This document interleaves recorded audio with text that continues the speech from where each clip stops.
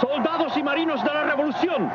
El resto de la guarnición se rindió o fue asesinada. Asesinato y revolución. Compañeros del cambio. Los nobles de Braganza habían gobernado a Portugal durante siglos. Ahora, con la muerte del rey Carlos, una república reemplazó a la monarquía. Pero algo más que el gobierno había cambiado. Portugal, uno de los países más católicos del mundo, era víctima de persecuciones religiosas. Estos victoriosos revolucionarios veían a la Iglesia como su enemigo, ya que había apoyado al Estado, y eso lo tenía que pagar. Una represalia, entre muchas, fue condenar al exilio a la autoridad máxima de la Iglesia, el cardenal patriarca. Buscaban el cambio social, objetivos políticos, pero había mucho más en el fondo.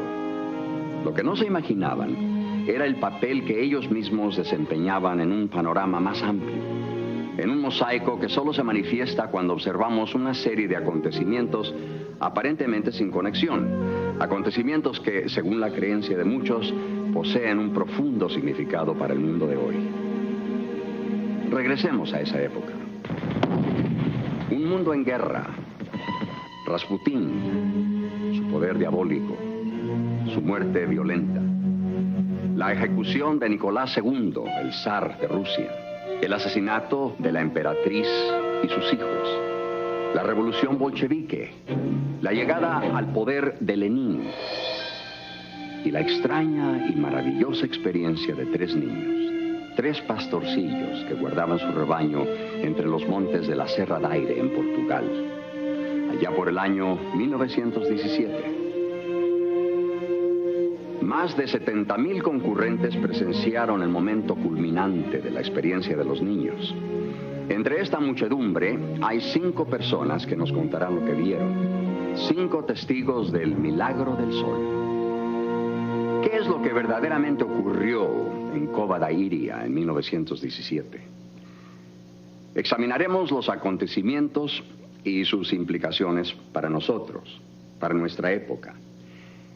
¿Existe un hilo que pueda seguirse y que una el pasado al presente y el presente a nuestro futuro? Que explique por qué millones de personas en todo el mundo tienen presente a los 3 niños pastores y por qué tantos billones están comprometidos a participar, a responder al mensaje de Fátima.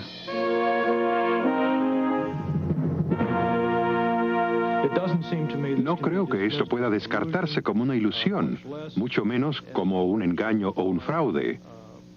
Algo pasó allí. Y luego dijeron que Nuestra Señora les pidió que regresaran a la Cova da Iria el 13 de cada mes. Yo observo los acontecimientos milagrosos con escepticismo, pero sé que sí hay acontecimientos milagrosos. Fuimos con 4 hombres jóvenes porque pensamos que podía ser algo malo. Decían que podía ser algo malo. Muchos en la iglesia eran escépticos, así que la iglesia no promovía esto. La iglesia no animaba a la gente a creer esto. Vinieron porque creyeron lo que habían oído. Y esta clase de evento no es común, especialmente en nuestros tiempos donde se cree tan poco. ¿Creer o no creer? 3 niños habían predicho un milagro público, señalado la fecha, la hora y el lugar. Un acontecimiento extraordinario había ocurrido. En los periódicos las noticias se multiplicaron por todo el mundo. Se referían a el milagro del sol. Muchos se negaban a creerlo. La gente se mostraba escéptica acerca de la danza del sol, las profecías, el secreto, el mensaje de Fátima. Anteriormente, la revelación había sido ampliamente aceptada como fuente de conocimiento. ¿Por qué no se acepta hoy, en la edad de la ciencia, edad influenciada por la tecnología y el humanismo? A esto nos responde el doctor Paul Kurtz. Lo más importante en la pérdida actual de la espiritualidad es el desarrollo del Renacimiento con la secularización de los principios morales y el desarrollo de la ciencia moderna. Con esta, el gran énfasis recae en la razón, en la evidencia y en la idea de que el hombre puede controlar su propio destino. Así que el gran tema del mundo moderno es considerar al hombre y no a Dios como centro de su preocupación. Todas esas invenciones de las que tanto nos enorgullecemos han tenido lugar durante mi vida. Yo recuerdo cuando el mundo no tenía electricidad, ni teléfono, ni rutas pavimentadas, ni automóviles, nada de eso. En estas imágenes del progreso vemos al hombre como inventor, constructor, soñador. En la época de los 14, muchos ya creen que todos los problemas pueden resolverse y que solo el bien puede resultar de la aplicación del conocimiento científico. Soluciones empaquetadas en una caja etiquetada con la palabra progreso. De esa caja surge el espectro de la Primera Guerra Mundial. Es el verano del 16, el verano de Verdún y de la batalla de la Somme. En ambos lados hay intensos sufrimientos. 2 millones de caídos en el frente occidental. Ningún lugar podía estar más alejado de la destrucción, del horror, de la guerra, que las montañas de la Serra da Aire de Portugal, donde los campesinos y pastores perciben el conflicto únicamente como un rumor distante. Fátima, 1917. Para 3 niños cuidando de sus ovejas, es una época feliz. Warner Brothers los presentó al estilo de Hollywood en una película del año 52. He aquí los verdaderos niños. Lucía dos Santos, de 10 años de edad. Su prima Jacinta Marto, de 7. Y el hermano de Jacinta, Francisco, de 9. Cuando la familia se iba, se escabullían por la puerta de ventilación y se escondían arriba de nosotros. Nosotros no sabíamos que estaban allí. Los 3 se escondían por horas, siempre jugando, corriendo, saltando, escondiéndose debajo de las escaleras. Sí, eran como todos los niños, escondiéndose, bromeando, siempre jugando juntos. Durante aquel invierno, grandes ejércitos pelean entre sí y contra los elementos. La guerra de las trincheras continúa. La matanza continúa. 3 niños pastores, analfabetos, que viven en una pequeña aldea a 120 kilómetros de Lisboa, ¿qué podrían saber ellos de la Gran Guerra? Para mejor entender lo que pasaba en 1917, es necesario examinar los acontecimientos históricos que los niños ignoraban por completo. Acontecimientos que ocurrían a miles de kilómetros en Rusia. En el estado más grande del mundo, gobernado durante siglos por una autocracia arrogante, gobernado por el zar, en el nombre de Dios, para estos, los últimos siervos de Europa en ser liberados, la vida era dura, llena de injusticias. La posesión de la tierra era el conflicto central. En las ciudades, aquellos cuyas espaldas se doblaban bajo el peso de la revolución industrial, encaraban nuevos peligros, nuevos temores, viejas tiranías. Con la llegada del nuevo siglo, se habían esparcido los disturbios, alimentados por la amargura, la desesperación. El padre Georgi Gapon organizó una sociedad de trabajadores. Pretendían aliviar su sufrimiento mediante una petición pacífica. Y en 1905, un domingo de enero, se congregaron ante el Palacio de Invierno de San Petersburgo. Desfilaron cantando «Dios salve al zar». Las tropas del emperador dispararon contra la muchedumbre. Cientos cayeron. Fue el domingo sangriento. Las pancartas del zar y las cruces que llevaban cayeron con ellos. Otoño de 1905. A continuación de la huelga general en la ciudad, Nicolás II, temeroso, acordó la formación de un consejo legislativo. Se llamaría Duma y tendría poderes limitados. El pueblo vería muy poco cambio en las condiciones de su vida. En los últimos años de su reinado, en particular justo antes de la Primera Guerra Mundial, los consejeros estaban cada vez más bajo el control de Rasputín, el llamado monje, quien ejerció su diabólica influencia en Nicolás. Su esposa se convirtió en una mala influencia porque lo que más la preocupaba era la sobrevivencia de su hijo, que padecía de hemofilia. Ella creía que solo Rasputín podía sanarlo y por lo tanto todo el gobierno estaba cada vez más bajo el control de Rasputín, a quien todos, menos la familia del zar, consideraban un hombre diabólico. No hay evidencias de que Rasputín tuviera ninguna sincera creencia religiosa. Existen evidencias de que, por lo menos en su juventud, se vio envuelto en varios cultos y ritos satánicos. Hay abundante evidencia de que, al acercarse al final de sus días, poseyó poderes sobrenaturales de origen satánico. Él es el caso más claro que conozco en la historia donde un hombre jugó un papel vital en un momento crítico de la humanidad, donde hay evidencia irrevocable que empleaba poderes que solo podían venir del infierno. 1914. Rusia se ve envuelta en la Primera Guerra Mundial. En el primer año de batalla, sin entrenamiento, con pocas armas, 2 millones de rusos mueren, caen heridos o son hechos prisioneros. Toda gran guerra a partir del siglo XIX terminó en crisis en este imperio esencialmente estático, agrario y militarizado, siendo la Primera Guerra Mundial la más destructiva psicológicamente y a la vez la guerra físicamente más desgarradora de los tiempos modernos. Realmente, de muchas maneras, dio contra el imperio ruso como un trueno y jamás pudo recobrarse. La influencia de Rasputín en las decisiones y nombramientos del gobierno es desastrosa. Mientras viva, su poder sobre la emperatriz y por consiguiente sobre la nación será total. Los hombres de Estado e incluso algunos miembros de la familia real, convencidos de que se está jugando con el destino de la nación, confabulan su muerte. Rasputín, invitado con engaños a la residencia del príncipe Yusupov, es allí envenenado, tiroteado, golpeado y finalmente ahogado. Marzo de 1917.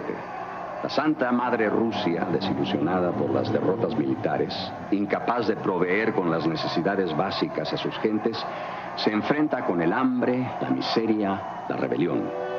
El gobierno del zar no es derrocado, cae por sí mismo, se desploma.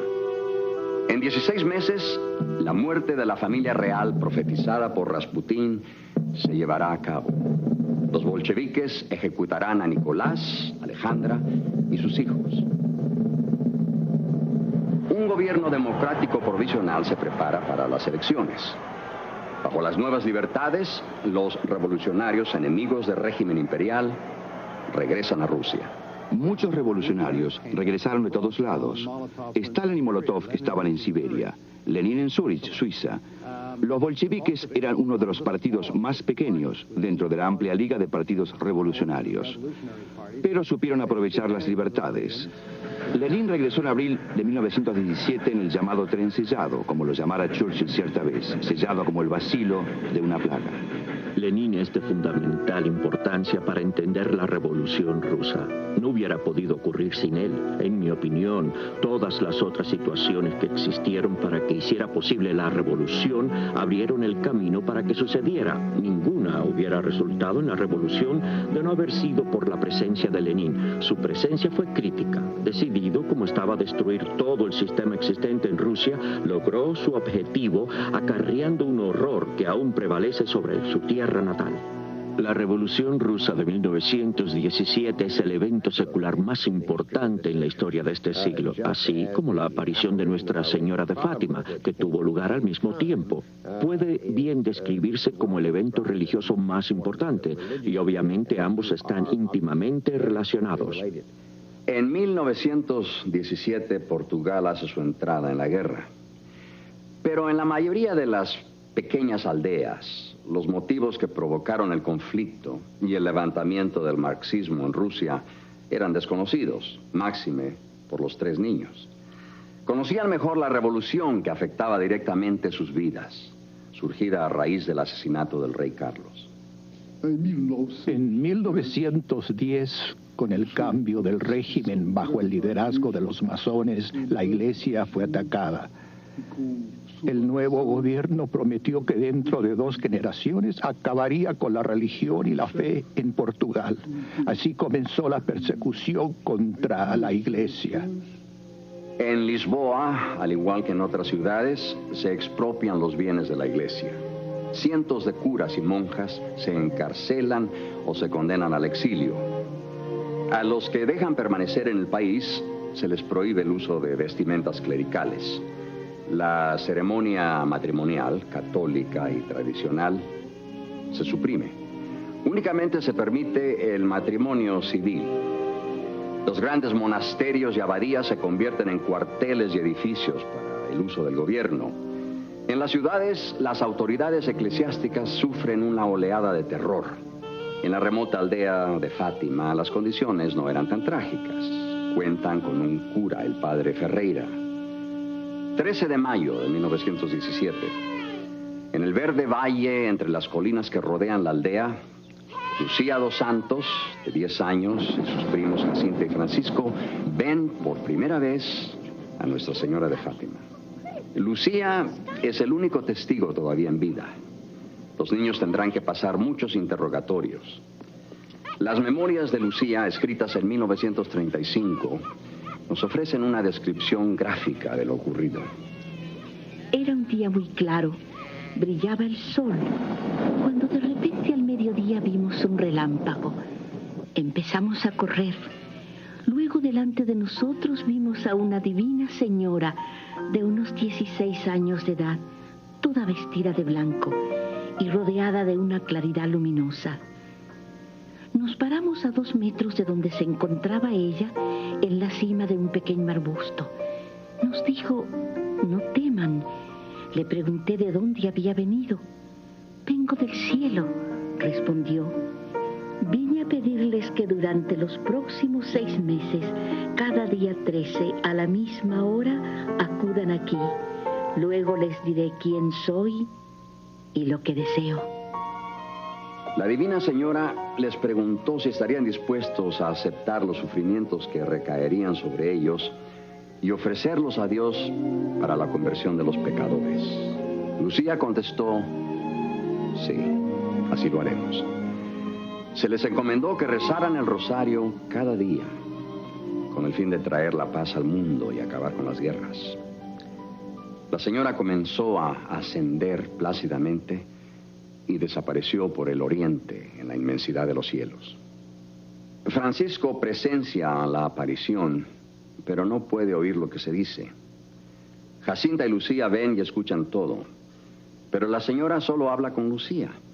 Y es Lucía también la que previene a sus primos de que no digan nada a nadie de lo sucedido. Jacinta, la más pequeña, de 7 años, incapaz de contener su alegría, se lo confiesa a sus padres. Estos se desconciertan, pero saben que sus hijos siempre dicen la verdad. Pero los padres de Lucía, al oír el relato, reaccionan de manera muy distinta. La madre de Lucía, católica devota, descree totalmente lo que dice y con duras amenazas intenta persuadir a la niña que reniegue de su historia. A pesar del enojo y hasta de los azotes de su madre, a pesar de las burlas y abuso por parte de los aldeanos, Lucía y sus primos esperan con gran expectación el 13 de junio. Esperan volver a ver a la señora de Fátima. La señora que creen es la Virgen María. 13 de junio, festividad de San Antonio. Los niños del pueblo habían esperado con entusiasmo el ambiente festivo, pero Lucía, Jacinta y Francisco no se distraen. Regresan a la cova para cumplir con la petición de la señora. Se ha corrido la noticia de la aparición en mayo. Hay más de 50 desconocidos presentes. Los padres de los niños no se encuentran ahí. Estábamos allí, 5 muchachos con garrotes para proteger a mi prima Lucía, proteger a los niños. Se murmuraba que podía haber problemas. Estaban terminando de rezar el rosario cuando llegaron allí y nos sentamos. Los niños señalaron: la luz vino de allí antes. Y enseguida la luz vino, una luz viva. La luz vino. Entonces dijeron, arrodíllense enfrente de Nuestra Señora y alcen las manos. Estábamos de pie frente a ella como pedazo de madera, temerosos de que algo malo iba a suceder. Lucía, Jacinta y Francisco se arrodillaron ante Nuestra Señora y Lucía preguntó, ¿qué desea hoy? Decía, arrodíllense porque Nuestra Señora viene. Y Lucía, Jacinta y Francisco Algunos se arrodillaron. pensaron que era un engaño, otros pensaron que podía ser sobre el fin de la guerra. Nadie entre la multitud puede ver a la señora de Fátima. Pero los niños dicen que apareció de la misma manera y en el mismo sitio, sobre un pequeño y verde arbusto. Como lo hizo la primera vez, Lucía habla libremente con la Divina Señora y le pide que se los lleve al cielo con ella. Sí, a Jacinta y Francisco los llevaré muy pronto, pero tú te quedarás más tiempo. Jesús desea que por medio de ti el mundo me reconozca y me ame. Deseo que vengas aquí el 13 del mes que viene a rezar el rosario y aprender a leer. Más tarde te diré lo que quiero. El padre Ferreira, su párroco, interroga a los niños y confirma que dicen la verdad de lo que creen haber visto. El cura, sin embargo, está sumamente preocupado. Les dice que pudiera haber sido un engaño del diablo. Aterrorizada, Lucía decide no volver a Cova da Iria el 13 de julio. La ofensiva de Passchendaele, iniciada por los aliados, es el mes de julio de 1917. Durante 3 meses de pura pesadilla, los soldados británicos lucharán en el fango. Su destino, la base de submarinos en la costa belga a 60 kilómetros. El poeta Paul Nash capta el terror. El mal, el demonio encarnado está al mando de esta guerra. La mano de Dios no se vislumbra por ninguna parte.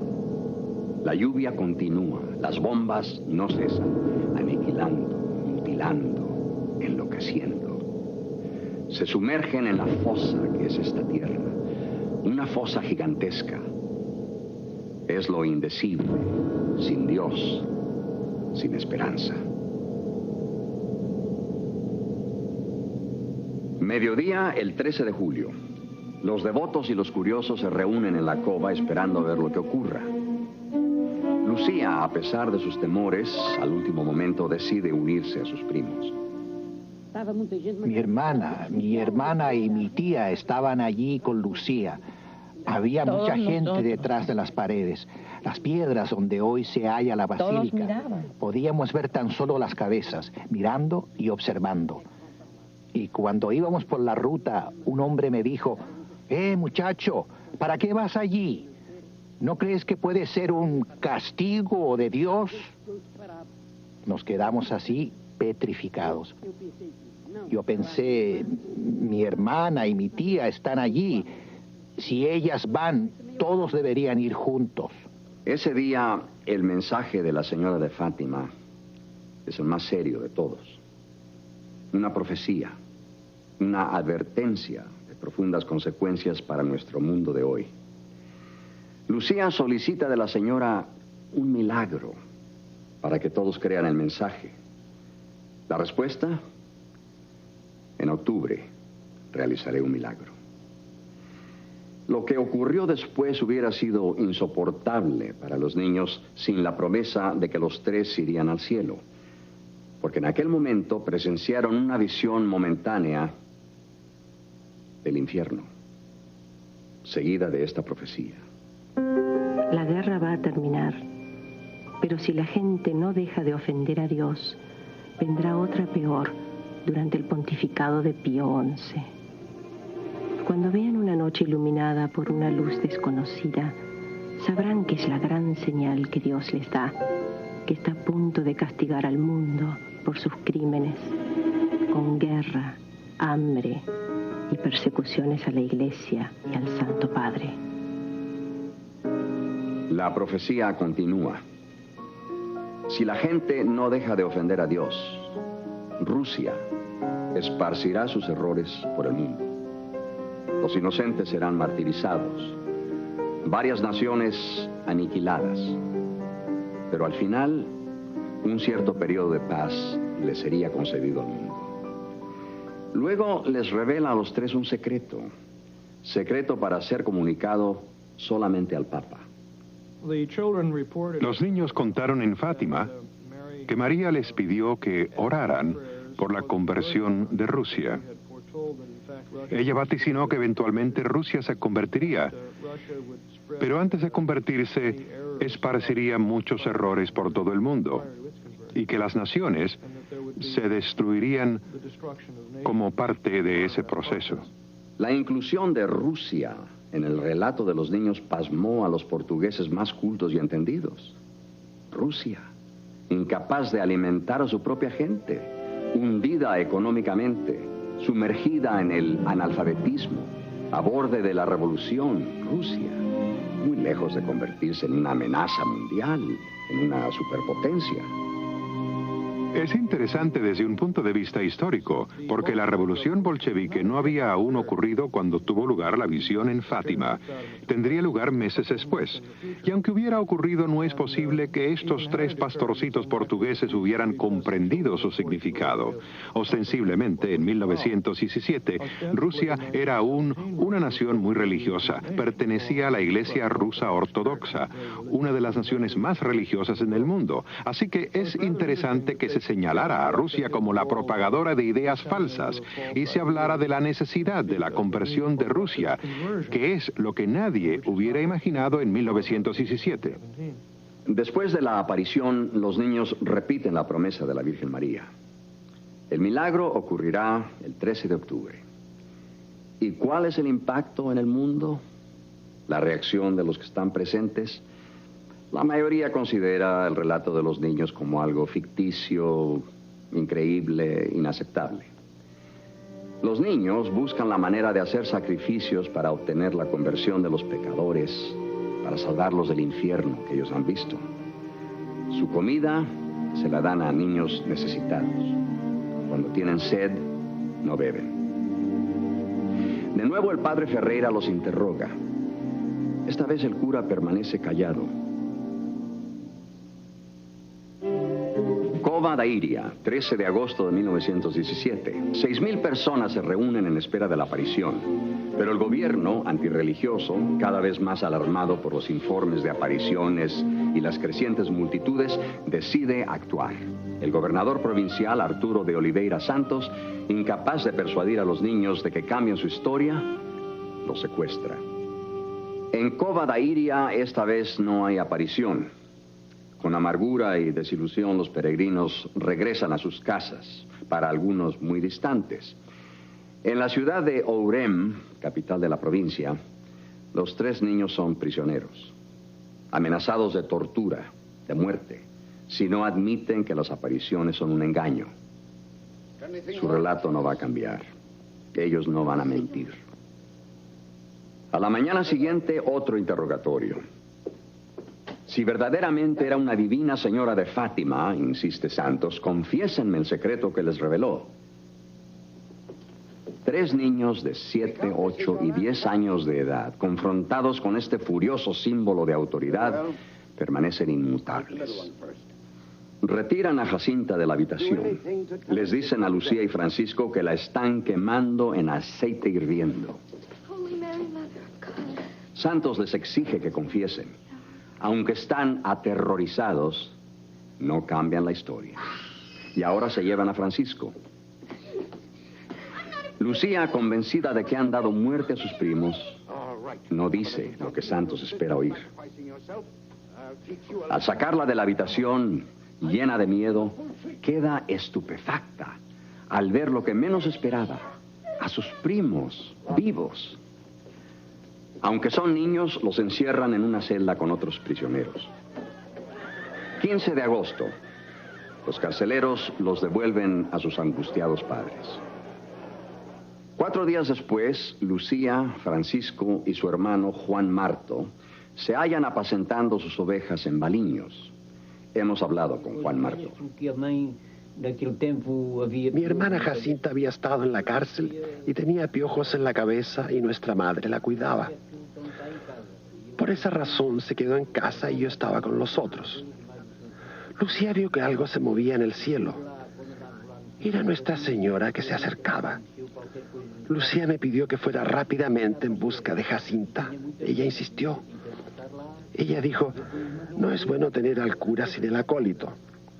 Fui y susurré al oído de Jacinta, Lucía dice que debes ir a Baliños y estar con ella. Ellos dicen haber visto a Nuestra Señora, pero yo no vi nada. Dijeron que Nuestra Señora se apareció y Jacinta tomó una ramita de vid para traer a casa. Cuando llegó a la casa de Lucía, le dijo a la madre de esta, oh tía, hemos visto a Nuestra Señora en Baliños. Ella no podía creerlo, pero olió la ramita y sintió su maravilloso aroma. Jacinta empezó a correr hacia nuestra casa. Esta casa. Nuestro padre estaba sentado junto a la chimenea. Él preguntó qué era y ella respondió, esto estaba a los pies de Nuestra Señora. Puso una aquí y otra más allá. En Baliños, la señora les dice a los niños que no teman. Les promete regresar a Cova da Iria. Lucía le pregunta acerca de las monedas que los visitantes habían donado. ¿Qué deberían hacer con el dinero? La respuesta es para la capilla que la gente va a construir. Amanecer del 13 de septiembre. Esperan ansiosamente la hora de la aparición. Miles de peregrinos de todas partes de Portugal y España se hallan en Cova da Iria. La carretera principal está tan concurrida que es casi imposible moverse. Tiene lugar la más breve de las apariciones. Antes de que Lucía hable, los testigos ven que la copa del verde arbusto se dobla y tuerce como bajo algún peso. Yo estaba en Fátima cuando ocurrió la aparición en Cova da Iria en septiembre de 1917. Pero no hablé con los videntes porque aún dudaba acerca de las apariciones y los curas trataban de alejarnos del lugar. ¿Quién podía decir si no era algo inventado por el diablo para destruir la iglesia? La ofensiva Passchendaele, la campaña en el fango de Flanders en 1917, es de verdadera importancia para entender los eventos de ese año y las razones para la aparición de Nuestra Señora en Fátima, porque en un sentido esta fue la culminación de los ataques del diablo y el horror del lado militar de la Primera Guerra Mundial. El 13 de octubre de 1917, llueve torrencialmente durante la noche. La misma tormenta sufrida por los soldados que luchan y mueren en Flandes cae sobre aquellos que se han congregado en Cova da Iria. Más de 70.000 personas de todas las clases sociales se han reunido. Algunos esperando presenciar el milagro prometido, otros para burlarse de esta manifestación del sobrenaturalismo medieval. Los periódicos más importantes e influyentes del país han publicado artículos criticando los acontecimientos de Fátima. Estos se han convertido en el blanco principal de la prensa anticlerical, el foco de las bromas, tema central de las sátiras. Avelino de Almeida, un declarado escéptico en cuanto a las apariciones, presencia el fenómeno. Es el director de O Século, periódico más leído de Lisboa. Su reportaje aparece en primera plana. Un espectáculo único e increíble, si uno no ha sido testigo del mismo. Uno puede ver a la muchedumbre dándose vuelta hacia el sol que está despejado, sin nubes, a pleno mediodía. El gran astro del día hace pensar en una placa de plata y es posible mirar hacia él sin la menor incomodidad. Podría ser un eclipse, pero estalla en un clamor colosal y oímos a los espectadores gritar milagro, milagro, maravilla, maravilla. El sol tiembla ante la muchedumbre atónita, haciendo movimientos bruscos sin precedente y fuera de toda ley cósmica. El sol ha bailado. Dia dissermos à Lúcia, Dijimos, Lucía, si es cierto que puedes ver a Nuestra Señora, ¿por qué no le pides que haga un milagro que todos puedan ver? Y Lucía dijo, Nuestra Señora dijo que el 13 de octubre algo ocurrirá para que todos lo vean. Mi madre argumentaba que Nuestra Señora no podía hacer milagros a la vista de todos. Ella podía hacer milagros, pero no para que todos los vieran. Pero entonces ella vio el milagro del sol y pudo creer. Yo lo vi y mi hermana también. Y mi madre gritó, este es el milagro prometido por Nuestra Señora en el sol para que todos lo vieran. Llovía ligeramente cuando Lucía dijo, cierren sus paraguas porque Nuestra Señora se va a aparecer. Parecía como si el sol le dijera adiós al cielo y se acercaba como un platillo, cantando, trabajando y bajando, para detenerse tan solo cuando casi tocó la tierra. Entonces mi madre creyó. Todos estaban estupefactos. Só para descer quando chegou às árvores parou. Houve então, choveu muito, estava assim o tempo como agora. Llovió como ahora y llovió mucho. El tiempo era como hoy. Luego salió el sol y después del mediodía el sol empezó a jugar. Todos estaban asustados. Pensábamos que íbamos a morir. Pero y los colores aparecieron como un arco iris cerca de la base del cerro. Una sombra. Pensamos que era íbamos brillante, a morir. Como relámpagos como relámpagos en el norte. Durante el milagro, todos se arrodillaron sobre la tierra mojada. Todos se arrodillaron gritando, implorando misericordia y diciendo, milagro, milagro. Era Nuestra Señora, milagro, a la vista de todos. Y todos creyeron.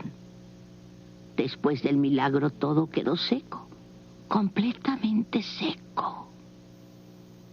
Según lo dicho por los allí presentes y confirmado por los periódicos, el suceso había durado aproximadamente 12 minutos. El sol, zigzagueando en el cielo, reflejando brillantes y multicolores rayos sobre los alzados rostros, los árboles y la tierra. Y en el momento culminante, el sol se precipitó hacia los miles de personas ahí reunidas.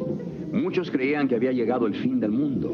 De pronto, retrocedió. Volvió a su posición normal en el cielo.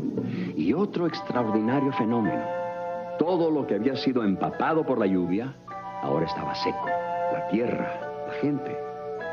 Las teorías de hipnotismo colectivo, de autosugestión, se descartaron al descubrirse que muchos testigos fiables a gran distancia de la cova habían presenciado el fenómeno solar. Entre ellos, el poeta Alfonso López Vieira, quien lo vio desde su domicilio en San Pedro, a 40 kilómetros de Fátima.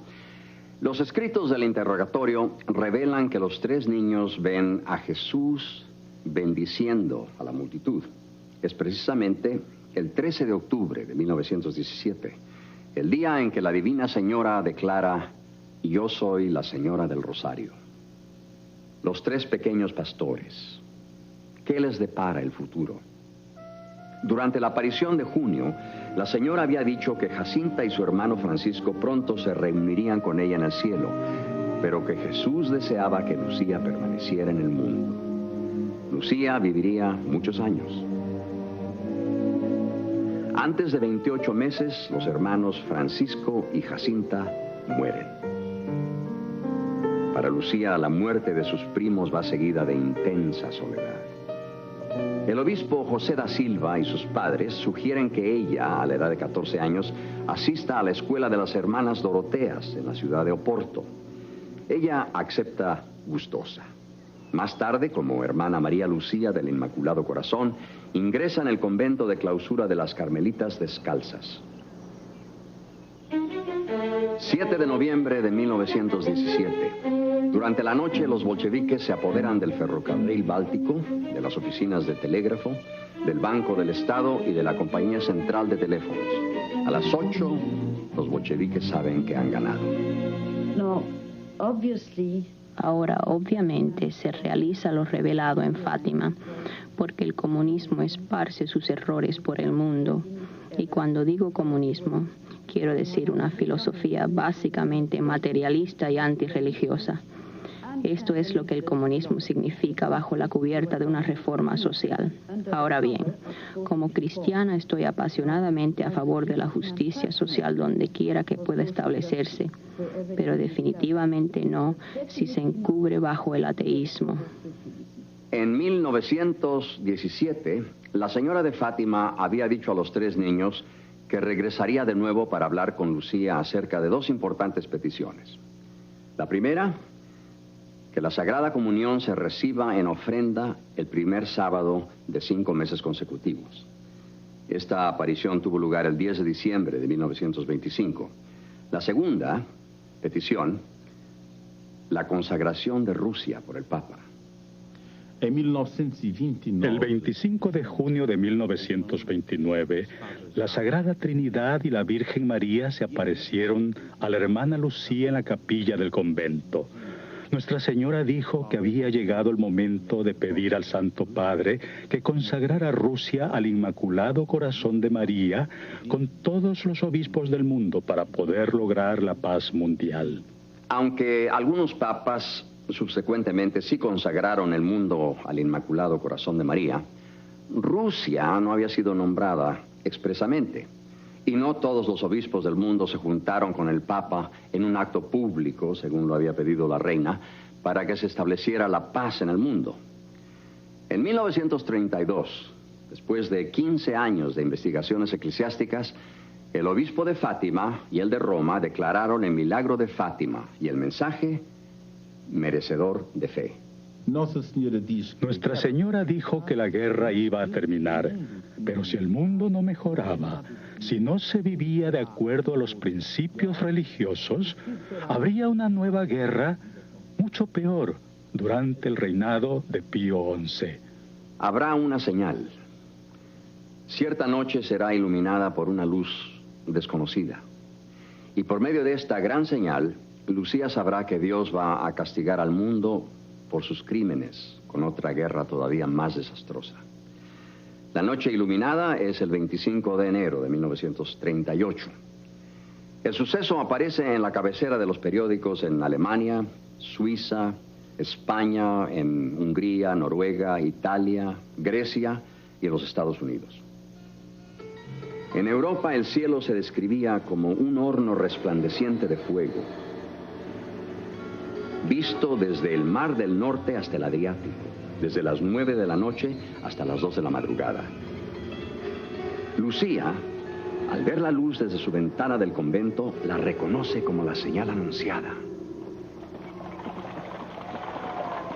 47 días después de la aparición de la gran luz, el domingo 13 de marzo, Hitler invade Austria. Es el Anschluss. La profecía se había cumplido. Comienza la Segunda Guerra Mundial. Jamás había sido tan evidente la crueldad entre los hombres. Aproximadamente 40 millones de muertos, muchísimos más que en la Primera Guerra Mundial. Aquí, en un instante, caen heridos o mueren 70.000 hombres, mujeres y niños. Hiroshima, abrazada por la bomba atómica. Cuando Solzhenitsyn llegó al mundo occidental, él es una persona a quien admiro mucho. Dijo inmediatamente, lo malo de la gente en Occidente es que ha perdido el sentido del bien y de lo diabólico. Y es verdad que sin una conciencia del bien y lo diabólico, es imposible para nosotros vivir de manera coherente. 2 superpotencias, los Estados Unidos y Rusia, emergen de la Segunda Guerra Mundial para meterse en una guerra fría.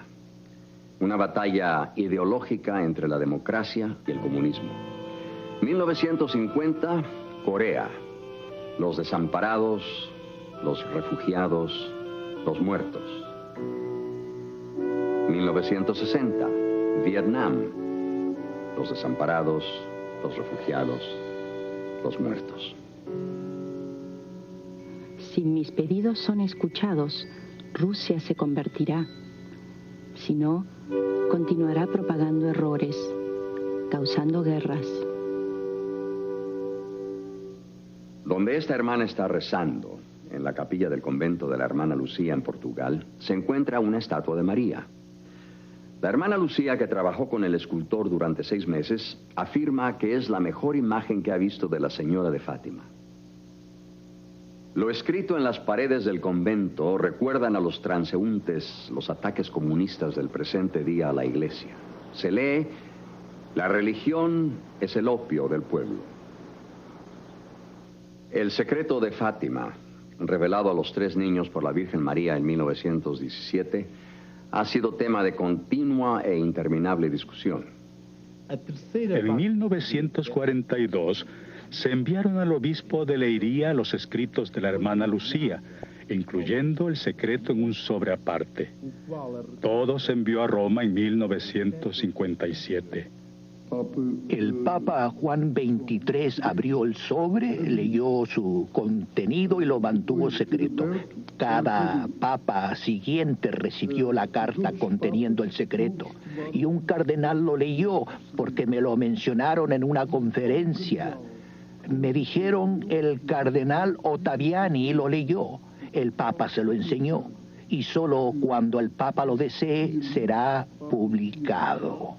El reverendo doctor Manuel Formigao, canónigo de la Catedral de Lisboa, profesor en el seminario de Santarém, interrogó por separado a cada uno de los niños. Les hizo la misma pregunta. La gente, la multitud, se pondría triste al conocer el secreto. Y de cada uno de los niños la misma respuesta: sí. En 1917, cuando los peregrinos hicieron una pregunta similar, Lucía solamente respondió: para algunos será bueno, para otros no. La transformación de Cova da Iria en el refugio espiritual que se ve aquí da testimonio a la creencia, la fe de millones de personas de todo el mundo, visitantes de la basílica. Fátima continúa siendo el lugar de muchos milagros físicos, aunque todavía predominan las conversiones espirituales. Recibimos a 3 millones de peregrinos al año. Yo quisiera que Fátima fuera el refugio de los peregrinos y el camino que los lleve a Dios. Se está preparando la beatificación y la canonización de Jacinta y Francisco. Es el primer caso en la historia de la Iglesia de niños no martirizados. Una de las profecías habla de sufrimientos que habrán de sobrevenir a un papa. El papa cae herido, pero el atentado de asesinato fracasa. Se apresa al agresor. Las autoridades italianas y otros investigadores descubren evidencias de conexión entre el agresor y los comunistas del este de Europa. El lugar: la Plaza de San Pedro. La fecha: el 13 de mayo de 1981. El aniversario de la primera aparición en Fátima de la Virgen María. Un año después, el 13 de mayo de 1982, el Papa Juan Pablo II, convencido de que la Santa Madre preservó su vida en aquel día fatal, emprende una peregrinación a Cova da Iria, a Fátima, donde expresa su agradecimiento a la Señora del Rosario. Santa Madre de Dios, estoy aquí reunido con todos los pastores de la Iglesia. Encomendamos y consagramos en ti a esos individuos y naciones que necesitan particularmente ser encomendados. Tú, que tienes la conciencia maternal de todas las luchas entre el bien y el mal, acepta este clamor. Hemos recurrido a tu protección. No rechaces nuestras oraciones. Líbranos de la guerra nuclear, de toda clase de guerra. Libéranos de la facilidad con que oyamos los mandamientos de Dios. que el amor piadoso detenga el mal.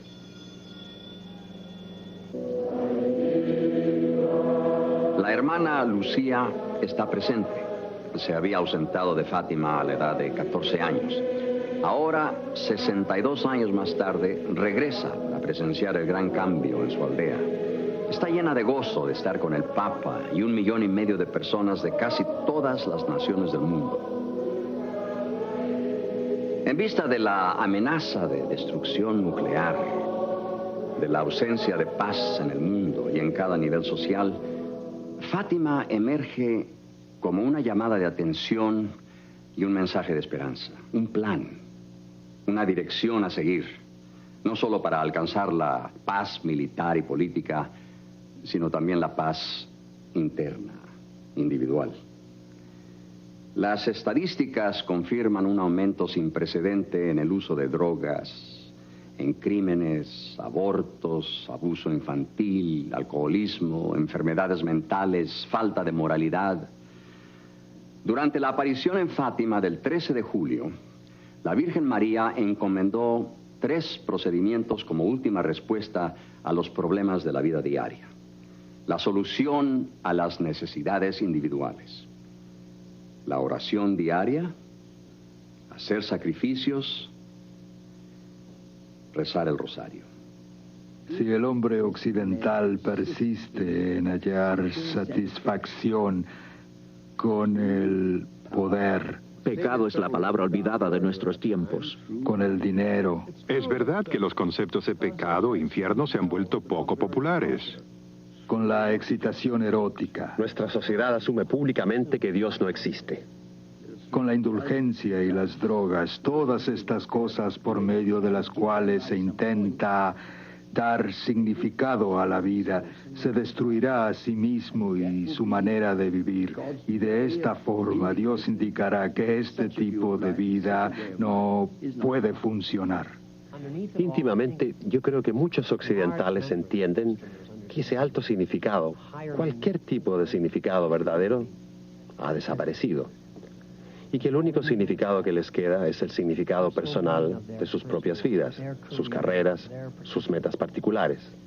Eso es lo único que les interesa.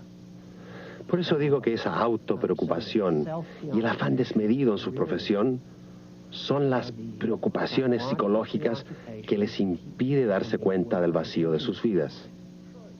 Freud conquistó completa y totalmente al público norteamericano y dice que la clave de la felicidad es el sexo. Eso fomentó la revolución sexual y todos lo probaron, o la mayoría lo probó, y se aburrieron con él. Los nuevos grupos de rock, las nuevas formas de arte, se preocupan de la rabia, el odio y en muchos casos de la muerte en forma deliberada. Soy muy pesimista con lo que le va a pasar a esta civilización a la cual pertenecemos, a este tipo de vida actual. En un sentido, el oeste moderno es la primera sociedad en la historia del mundo en experimentar con la posibilidad de una incertidumbre moral radical. Para mí, la pregunta crucial de la vida humana es el conflicto entre lo que es moralmente bueno o malo. El mensaje de Fátima no es en efecto ni original ni sorprendentemente nuevo. Es el mismo eterno mensaje cristiano, el mensaje judío, arrepentirse de sus pecados. Así que Fátima no es una cruzada contra Rusia. Fátima es una cruzada, pero una cruzada de oración y penitencia, de ofrecer nuestras vidas por la conversión de Rusia y de todos los hombres que no adoran y no aman a Dios y a la humanidad finalmente. Si persistimos en seguir el camino por el cual venimos transitando desde hace tiempo y olvidamos a Dios, olvidamos el propósito y significado de la existencia humana, y hay toda razón para ser extraordinariamente pesimistas, porque ahora tenemos los medios de autodestrucción, y quiero decir que si estos medios se ponen al servicio del mal, el mundo puede destruirse. Todos los intentos para hallar cómo liberarnos del compromiso del mundo actual serán inútiles si no reencauzamos nuestra conciencia en arrepentimiento frente al Creador de todo. Sin esto, ninguna salida se iluminará y buscaremos en vano. A las enfermizas esperanzas de hace 2 siglos, que nos han reducido a la insignificancia y nos acercaron al borde de la muerte nuclear o no nuclear, solo podemos proponer la búsqueda resuelta por la cálida mano de Dios, que tan rudamente abandonamos al confiar solo en nosotros mismos. Solo así podremos abrir los ojos a los errores de este desafortunado siglo XX, dirigiendo nuestras manos para enmendarlos. Nuestros 5 continentes están atrapados en un torbellino. Si perecemos y perdemos este mundo, la culpa será solo nuestra. La Virgen María reveló a los niños de Fátima que tendría lugar un milagro para que así todos creyesen el mensaje, que se necesitan profundamente la oración y la penitencia, que estos son los medios para solucionar los males del mundo. El mensaje de Fátima: reencontrarnos con Dios.